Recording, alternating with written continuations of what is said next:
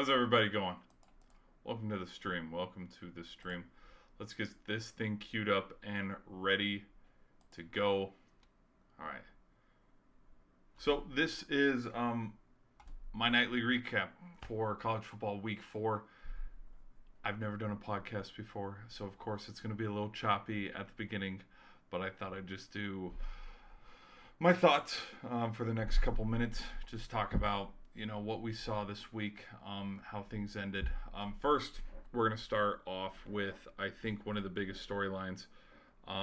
There was, believe me, we'll get to the Hail Mary. We'll get to the overtime win for Colorado. But I think the first thing that we can start working on is, let's just start from the top with the number 1 team and work our way down, kind of. So Texas today played ULM Monroe. Hold on, wait. Let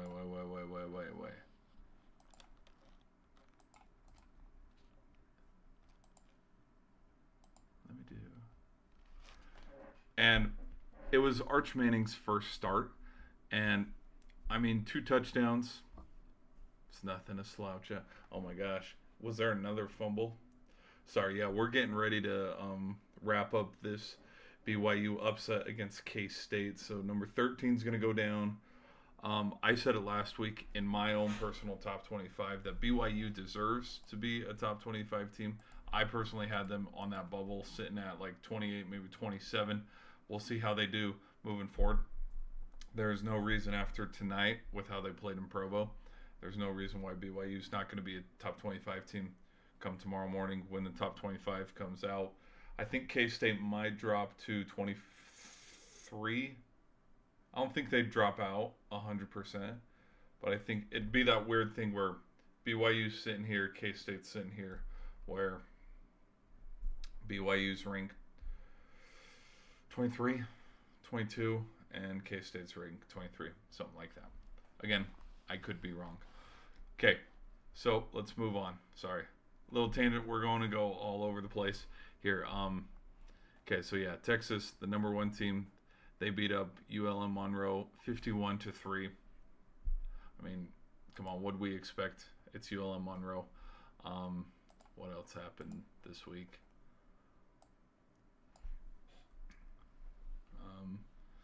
Then teams that sat this week, there was Georgia, who sat. They're the number 2 seed. They're the number 2 team in the country, sorry. And then Bama. So 2 and 4 both sat, getting ready for the big matchup next week, which is going to be probably the biggest game of the year up until this point for sure, because it's 2 top 5 teams going at it. Oh, there was another turnover. Another turnover by K-State. Sorry for the squirrel moment, but yeah, 38-9. This thing was over around halftime. Okay, but back to it. Sorry. Regardless.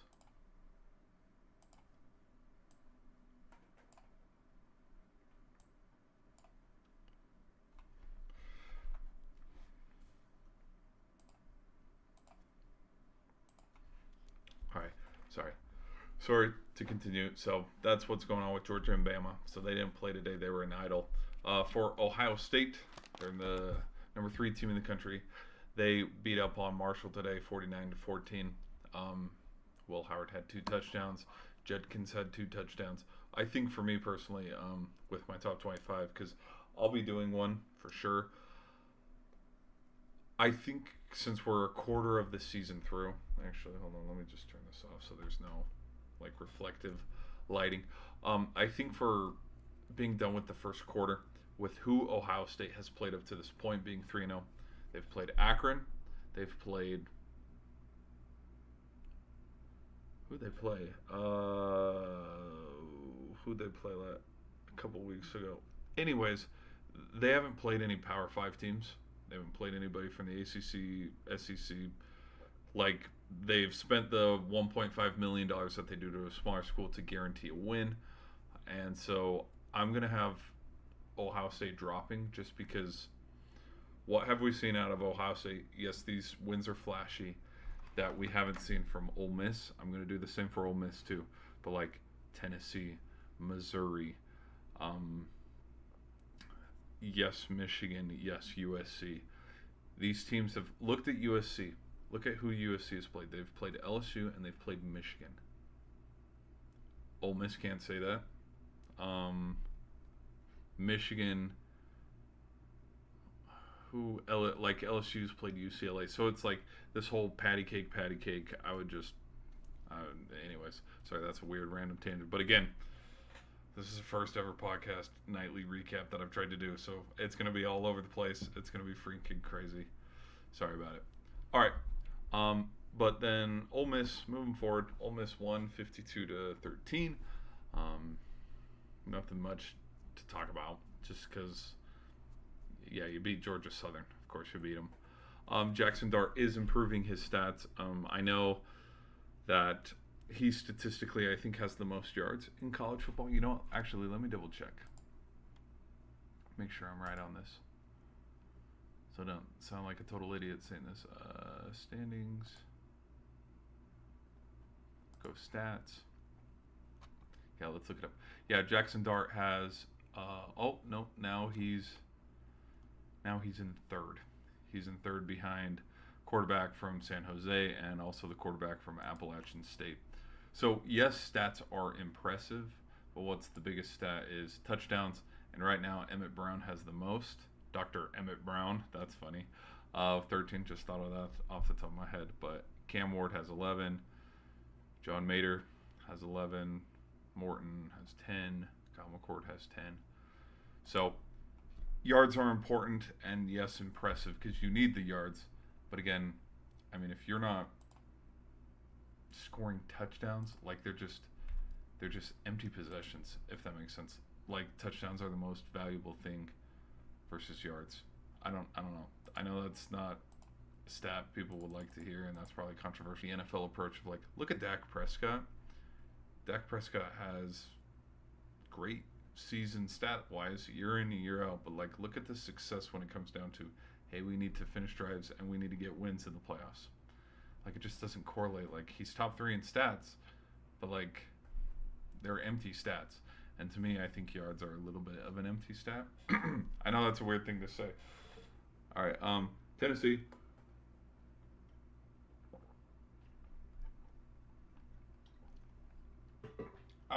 Probably the most anticipated game for me, right after the Michigan versus USC game tonight, was probably the number 6 Volunteers coming into town, and Norman playing the 15th ranked Oklahoma Sooners.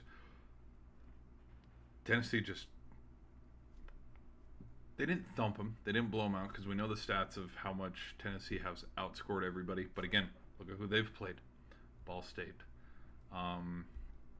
Who did they play last week where they got like 60-something points in the first half? See, I don't even remember, because that's like, great. You beat up on UT Martin, great. You beat up on, it is what it is. But when they finally have another competition, kind of like the NC State game where, okay, we're playing a school that is notoriously known in college football. It's an SEC matchup. It's the first SEC matchup for Oklahoma. It's another SEC roadblock for the Bulls, who have been there, done that. They just took care of business. Hopefully, I mean, there was that injury, so, hopefully he gets healed up pretty quick. That was a bad freak accident, broken leg. But, hoping for his recovery. He'll be able to get on the field soon. And then, but I would, right now, if we're to do top 25s and stuff, I would put, I'd put Tennessee in the top 5 definitely, because I think I want to try to clean slate and then redo the top 25. All right, let's keep moving. So yeah, Tennessee outlasts Oklahoma 25-15, and then Arnold also did get benched too. I don't know if that was due to terrible play or if he got a concussion, because there was that one play where he whacked his head on the turf. Okay, anyways, let's move ahead. Let's segue now to Missouri. They outlast the Vandy in overtime on a missed field goal. So they won that game 30-27. I think the committee's probably going to drop them just a little bit because of, I mean, it's an overtime win against Vandy. So I don't know. We'll just see. I don't think the committee's going to be too nice to them. Then Miami just stomped their opponent 50-15. Cam Ward had 3 touchdowns, so that improves his personal Heisman campaign. All right, now we move to Penn State against Penn State against Kent State. 56-0. Drew Aller had himself a day. Yeah. Nothing like we've seen Penn State play West Virginia. We've seen Penn State play a close one against Bowling Green. So when Big Ten play starts, like the Iowas, they don't play Iowa this year, but like once they play the Ohio game, once they play, like we'll just see. There's still a lot of questions for Penn State. I get that they're undefeated, but we'll just see. Beating up on Kent State's one thing. That seems like a reoccurring theme to me. I'm not trying to sound like a hater, but you know how it is. Okay. All right, let's move forward. Refresh. Sorry. Okay. Let's continue. All right. Now, let's talk about the biggest game of the day so far. Michigan outlasting USC by a final score of 27-24. I think this game's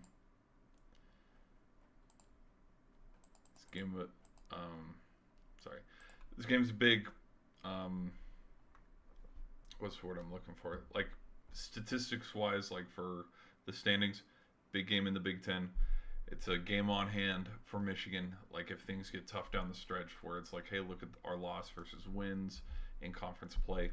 Michigan has that on USC if there's ever that head-to-head. I made the joke during the stream where it's like they suck. Like Michigan's absolutely struggling. You saw the stats. Like it was a tale of two halves where in the first half, Alex Orji was playing actually pretty good. Nothing to slouch at. He was running the ball. It seemed like they ditched the passing game, which I know that there was that thing where it's like, well, if Warren's in, we're going to pass more. If Orji's in, we're going to run more. It seemed like in the third quarter there, when USC gained all that momentum, it seemed that Orji needed to make the play with his feet every single play. Like he'd get the snap, fake the handoff, to Mullins, and then run for it. And then USC would meet him at the line. And it's like, okay, here we go. Big third down coming up. And just, it was very interesting to see and watch as the Trojans defense was able to hang on to that game. Because, yeah, they were down. USC was down. USC was not going to win that game because Michigan jumped up on them. But then slowly they started to chip away. And there was let me look at my notes here if I'm not mistaken here. Yeah, there was stalled in the red zone. USC had a field goal, made it 14-3. And then they opened the second half with a touchdown to make it 10-14. And then after that fumble sequence, when they started to come back, like it just turned into what it did. And I was like, there's no way with how stinky the Michigan offense had been, because, man, it was bad. They had, until a big run, I think 40-something. No, not even 40. Like, I think it was under 20 yards. Like, it was under 20 yards. Like, it was bad. It was real bad. But then Mullings, he broke off. He had that big 63-yard run. And then after that big run, you just kind of knew that, oh, great, here we go. Unless Lincoln Riley's defense can lock in and sink their heels in, this is going to be a touchdown. And, it was. And Michigan did survive because, yeah.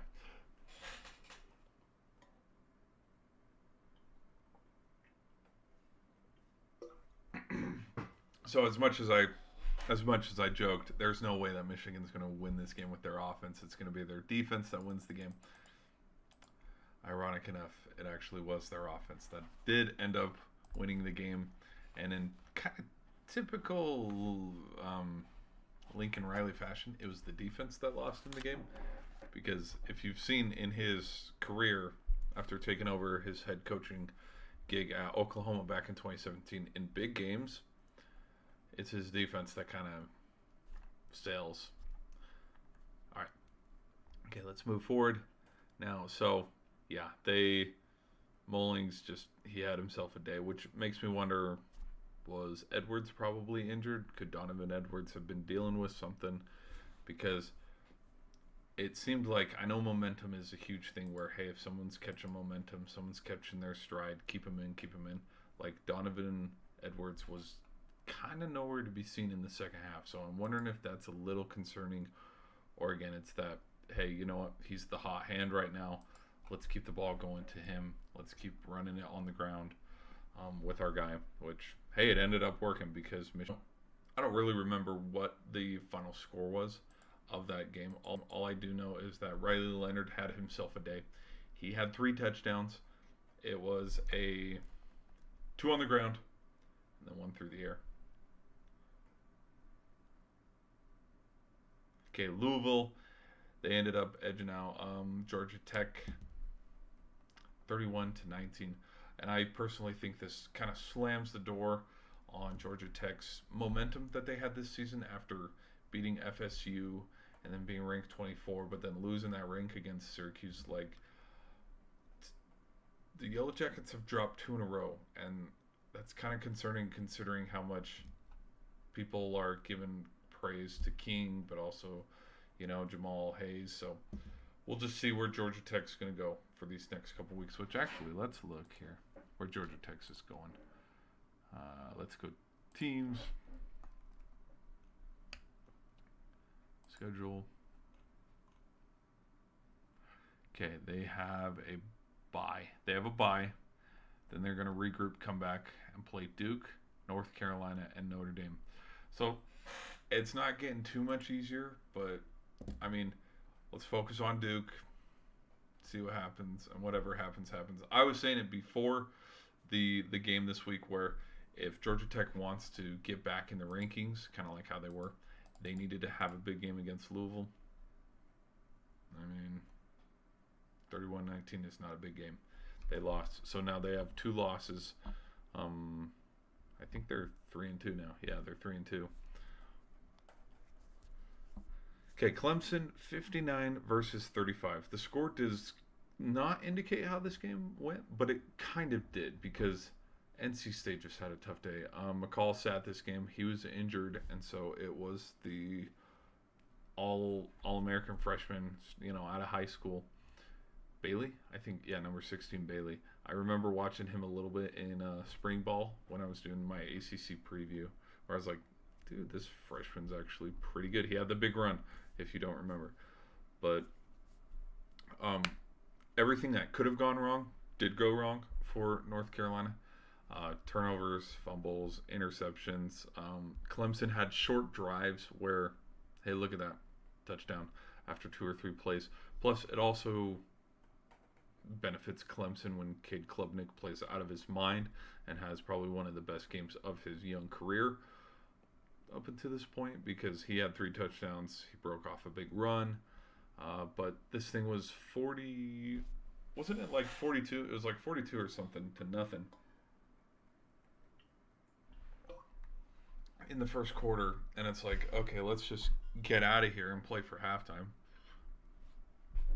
And then...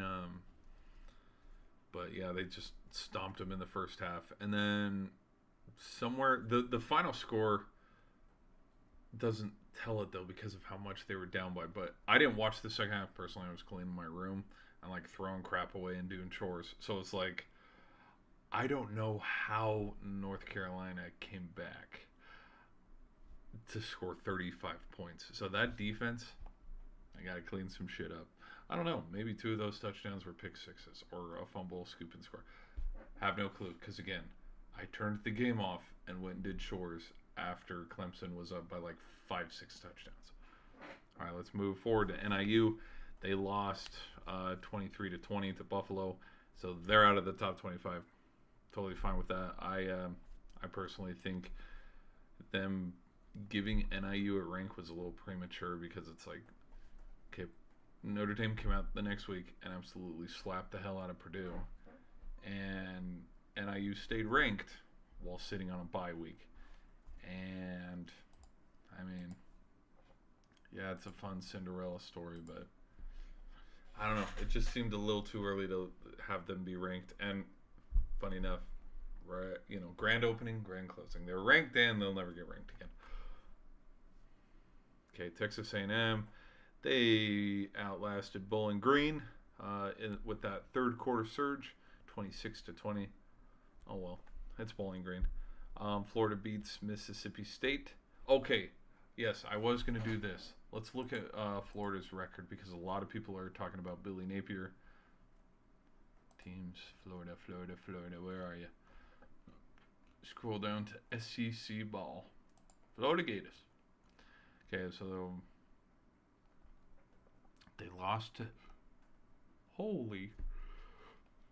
Okay, they at Tennessee Saturday, October 12th. Yes, I talked about how if they went to Tennessee with a losing, if they went into Tennessee with a losing record, i.e., 2-3, and then came out of Tennessee with a losing record, i.e., 2-4, Billy Napier's getting fired. Like if he loses to UCF and then Tennessee, he's gone. I think there's been a lot of what's the word I'm looking for? Like hot seat kind of stuff. And yeah, the media will get loud and say stuff. They'll say whatever they want, but I kind of believe it, if that makes sense. I know that's really weird. I don't tend to side with sports media too much, but with how they got absolutely embarrassed by Miami at the start of the year, and with how that Texas A&M game was going, I wouldn't be surprised that if he went into the Tennessee week with a losing record, his job's on the line, and if they don't perform against the Vols, he's done and he's out. We'll just have to see. Oh my gosh, we've been talking forever. Sorry, people.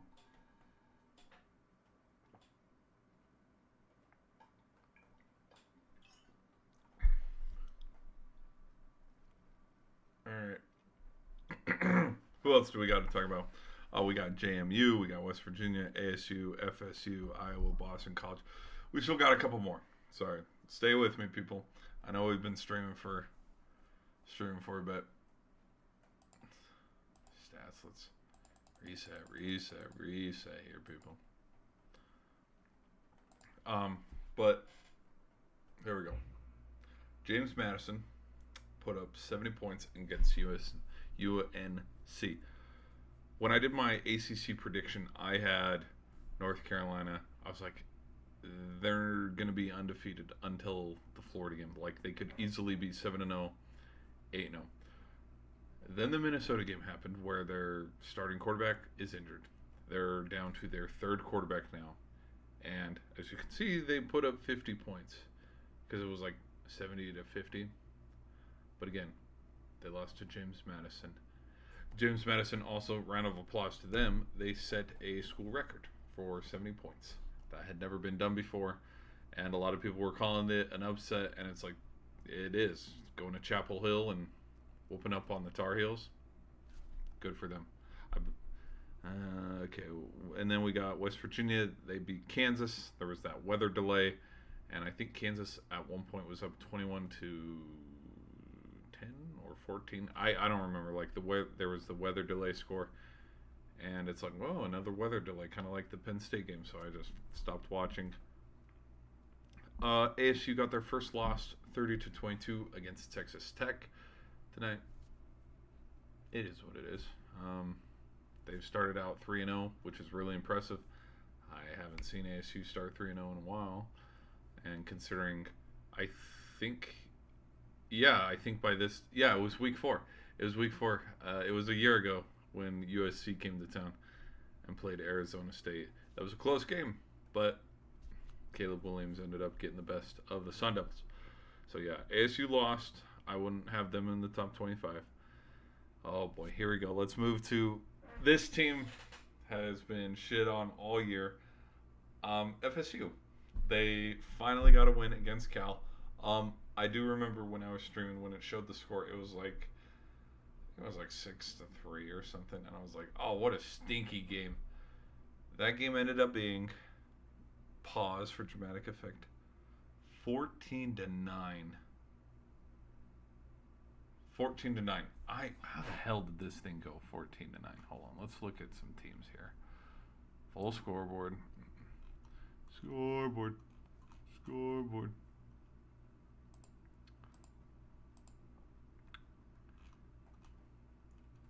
Are we still playing? Oh my gosh. Hawaii? It's only in the third quarter? Damn.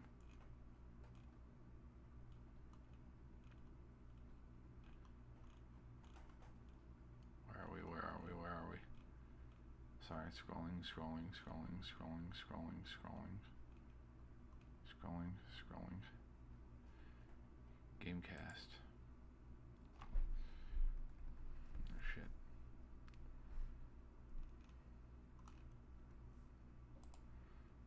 Gamecast. Oh my yucky football. 2 turnovers total. Cal had 23 first downs. FSU only had 17. 410 yards to 284 yards. Time of possession was kind of split down the middle. Let's do play by play. Oh boy. Here we go. So here's how the game went: punt, punt, touchdown, punt, interception, field goal, punt, punt, punt, interception, turnover on downs, field goal, missed field goal, punt, punt, punt, field goal, touchdown, missed field goal. Wait. So after the field goal, Cal is up 9-7 with two. That's either 2:46 into the second half or something like that. Touchdown. So FSU takes the lead 14-9, and then missed field goal, punt, turnover on downs, and then end of game.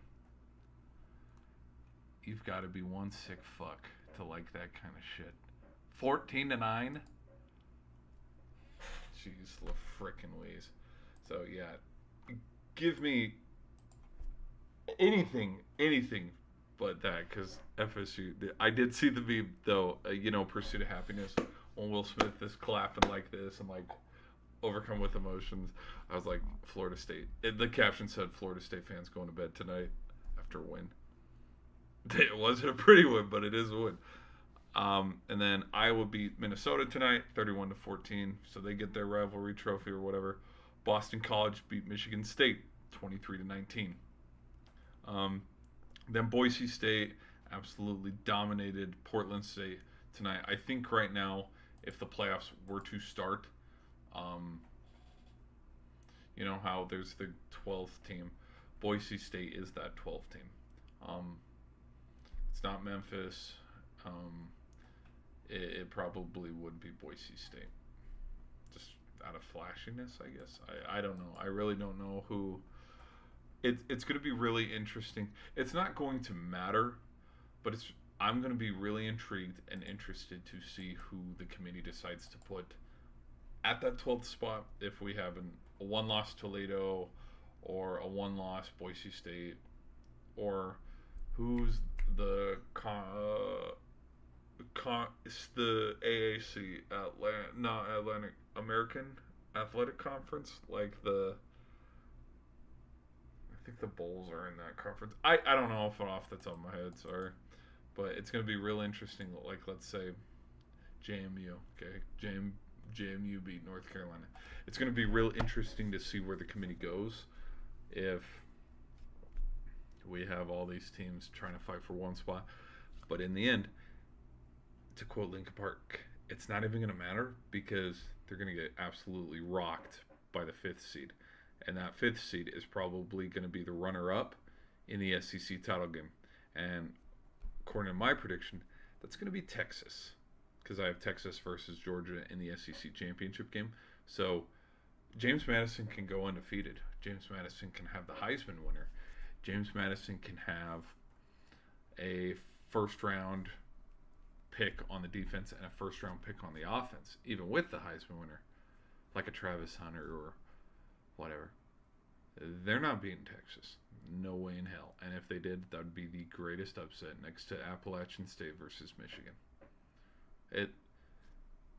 Food for fodder, if that's the term I'm looking for. Like, it's going to be kind of like how Cincy was against Alabama, Michigan State against Alabama, Michigan against Georgia a few years back, where that 12th seed team against the 5th seed, they have no shot in hell.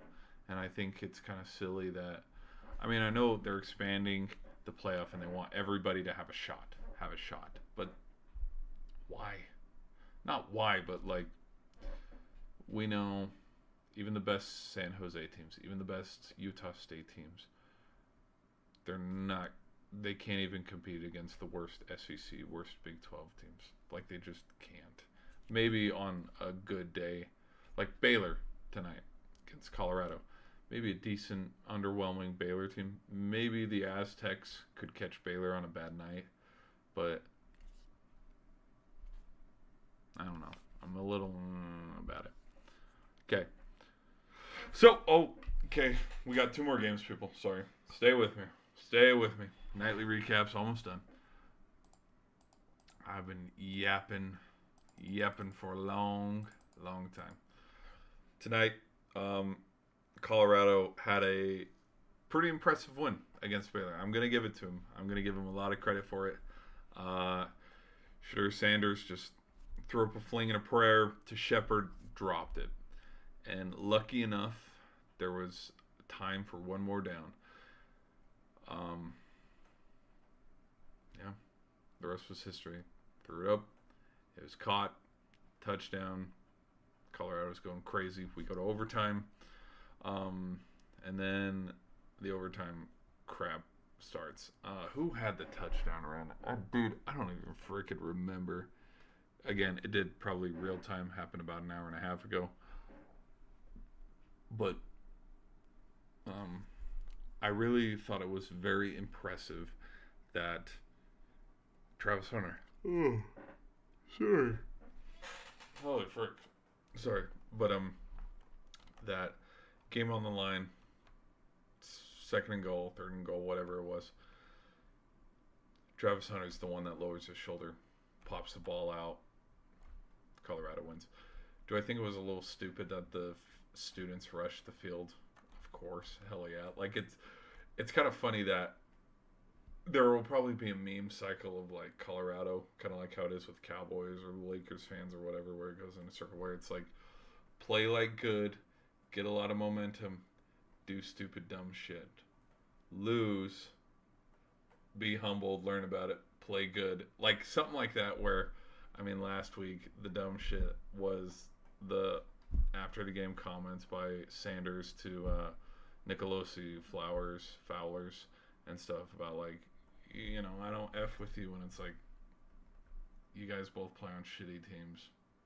This isn't like, you know, the Gator, not even the Gators suck, but it's not like you guys are starting quarterbacks for Georgia, Texas, Ole Miss, Ohio State. Like, it's just silly stuff. And then this week, that silly shit would be, you know, we win, but then while we have to review, you know, fans stormed the field and the PA announcer's like, the game is not over. Please get off the field.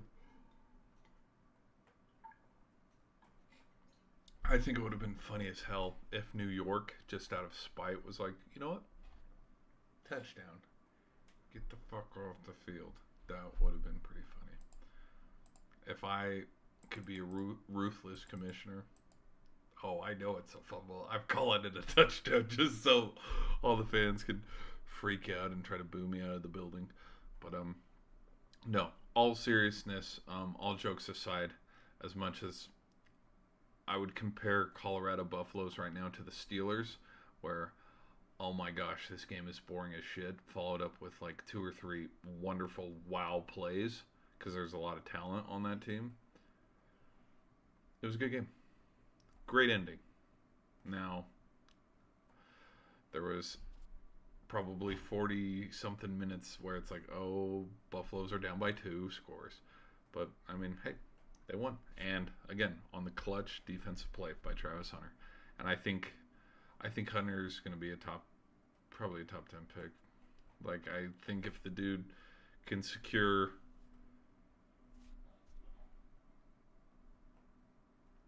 maybe five or six interceptions, maybe, yeah, 5 or 6 interceptions, about 10 touchdowns receiving, and they have a winning record. I think the Big 12 is a little out of reach for Colorado, but like a winning record over 500, he's definitely going to go to New York. He'll be one of the 5 guys. Do I think he'll win it? We know this is a predominantly quarterback dominated award. Daniels, Williams, who was 2021. I think Bryce Young was 2021. 2020 was Devontae Smith. 2019 Joe Burrow. 2018 Kyler Murray. 2017 Baker Mayfield. 2016 Lamar Jackson. 2015 Derrick Henry. So we haven't seen like a different skill position from the quarterback win it. Kind of like how the MVP in the NFL is mostly given to the NFL quarterback. And then the offensive player of the year usually goes to a running back. And now that I think about it, like it was that way last year with CMC and Lamar. And then if you remember a couple years back, Todd Gurley and Tom Brady back in 2017. So whatever. I know that's a random weird side tangent that does not matter. But yeah, if Hunter can, knock on wood, stay healthy, Buffs have a pretty decent winning record, maybe 7-5, 8-4 by some sort of miracle. 5 or 6 interceptions, probably 6 or 7. Like he'd probably have to get up there. A game like this where he knocks the fumble loose, that's definitely going to help towards his case to try to win a Heisman or at least get a nomination there. But yeah, 8 to 10 touchdown receptions. He's going to New York. Now, will his co-pilot with Shador be there? Probably not. Like the other seats will probably be filled by Carson Beck, Quinn Ewers. I mean, there was a lot of hype behind Donovan Edwards getting to New York. I don't think Donovan Edwards is going to get there anymore. He's kind of flown under the radar. And then Cam Ward.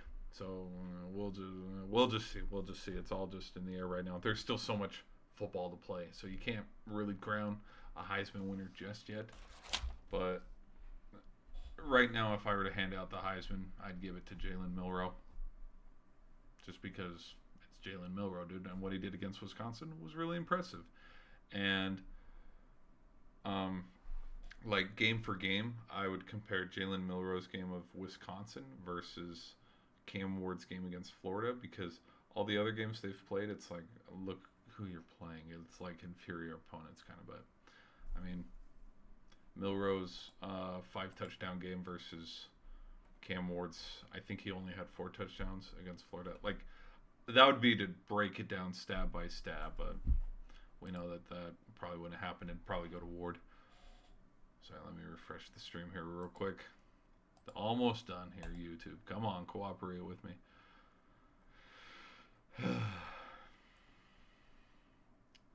Who knew I'd get so nervous for a first stream?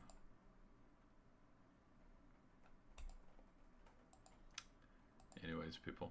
Sorry. And then we move. So that's the Colorado game. So Hail Mary, defensive stop, student section being dumb, storm in the field, which I think it's a $150,000 fine. I don't know. Can the school pay for it? Hell yeah, baby. They're going to take it right out of their students, baby. And then we wrap up tonight with number 13, K-State, losing to BYU in Provo. It was bound to happen, so Provo got an upset. Who else needs to get an upset? Death Valley, LSU, or Clemson. One of the Death Valleys. Tempe. Usually Tempe. I hear that Tempe gets an upset. Hard Rock Cafe gets an upset here once in a while. But that's when Miami's. If I were to start, if I were to start my, what's the word I'm looking for? Top 25. Let's look at this. Let's look at our top 25. Okay. We would have. Should I write this down? Let's write this down. Actually, hold on, people. We're gonna cook a little bit. We're gonna end this off tonight with doing a top 20. How many? One, two, three, 4, 5, 6, 7. Okay. So number 1 team, obviously, I'll probably still keep Texas. Number 2 team, I would have is Georgia. Number 3 team I would probably have is Alabama. Number 4 I would have is Tennessee. Let's look at the number 5 team I would have is Florida State. Non-season.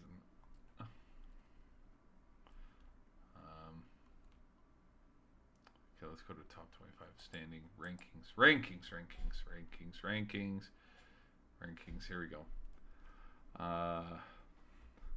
Ole Miss. I put Ole Miss at 6. Yeah, drop them down a little bit. I'd have Miami. I'd have Miami at 5.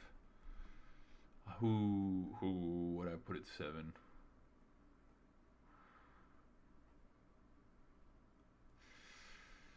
Not USC, not Oklahoma.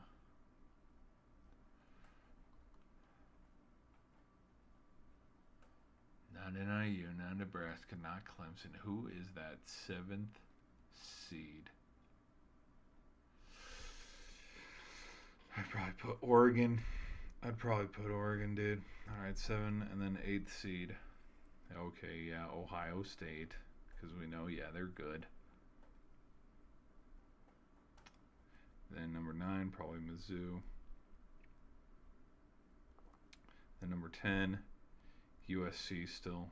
Like, I would not move USC after tonight. Utah. Then probably Penn State at 12. Yeah, Penn State at 12. Notre Dame at 13. Because Notre Dame is still I still think they're a top 10 team, even though they lost. But yeah, probably Notre Dame at 13. 14. Probably LSU. Yeah, probably LSU. 15. Oklahoma would drop. Oklahoma and Oklahoma State would drop.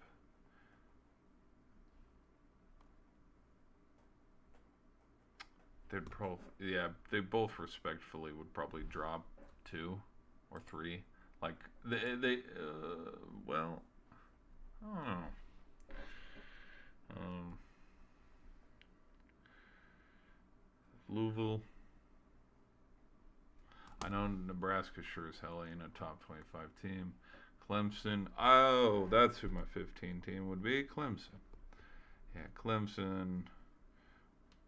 Before I put LSU. So yeah, Oklahoma State, they drop. Michigan.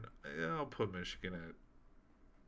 I'll leave Michigan at 18 because that offense needs to clean its shit up. Probably Iowa State at 19. Illinois at 20. Texas A&M probably drop out of the top 25. Let's go standings. Hold on. Holy shit, this is too complicated. Let me just look at standings. So BYU at 4-0, I'd put them in the top 25. Let's look a little more. Indiana Hoosiers, 4-0, knocking on the doorstep. Who do they have coming up? Ooh, they just got. Ooh. Indiana, the Hoosiers have no shot to get in the top 25 until they're playing Michigan. Like, because they play Maryland, Northwestern, Nebraska, Washington, Michigan State, and then Michigan. None of these teams are going to be undefeated. None of them. So Indiana very well could be, so they're 4-0 right now. 5, 6, 7, 8. They could be 9-0. They'll probably be 22. 22 before they play Michigan. I don't know. A lot of people like the Indiana Hoosiers. Okay, let's see. Okay, yeah, BYU 4-0. Let's look at some other stuff. Liberty Flames 4-0. Nah. Buffalo Bulls. UNLV Rebels, they're undefeated. Okay, Missouri Tigers 4-0. Tennessee 4-0. Georgia 3-0. Arkansas would probably be in the top 25. They're 3-1.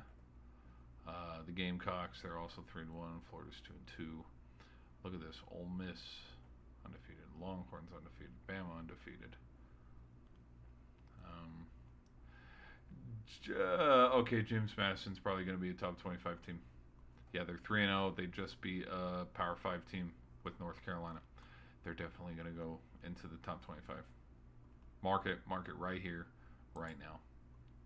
Mark it right here, right now. They're going to put them in the top 25. Anybody else? Kentucky's 2-2. Mississippi State is 1-3. Vandy's 2-2. Auburn's 2-2.